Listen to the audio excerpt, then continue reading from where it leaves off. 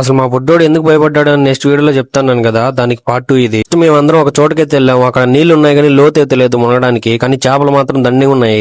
కొంచెం ముందుకెళ్తే లోతు ఉంటుందేమో అని చెప్పి ముందుకైతే వెళ్ళాము. అక్కడికి వెళ్ళామో లేదో ఎంత వద్దని చెప్పినా నాకంటే ముందు నీళ్ళలోకి అయితే దిగాడు. వాళ్ళు 2-3 సార్లు నీళ్ళలో ముంచి లేపేతలకి ఎలా అరుచున్నాడు మీరేమేనండి.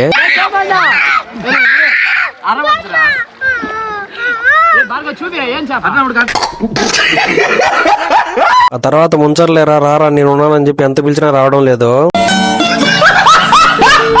సర్లే వాడు ఎలాగో రాడని చెప్పి నేనైతే లోతు ఎంత ఉందని చెప్పి మునగడానికి అయితే వెళ్ళాను. స్టార్టింగ్ లో అయితే మోకాలు లోతు అయితే ఉన్నాయి నీళ్లు, కానీ నడచడానికి చాలా కష్టంగా ఉంది. రాళ్ళు అయితే బలంగా గుచ్చుకుంటున్నాయి. అదిగో అక్కడ వాటర్ మధ్యలో ఎవరు లేరు కదా, అక్కడైతే మనిషి మునిగిపోయేంత లోతు అయితే ఉంది. ఇక నేను మునిగేసి అయితే బయటకి అయితే వచ్చాను. మన చేతులు అయితే గమ్మునుండవు కదా, పక్కన ఒక మందు బాటిల్ దొరికితే దాన్ని తీసుకొని కొంచెం విన్యాసాలు అయితే చేశాను. ఇది కానీ మా అమ్మ చూసింది అనుకోండి.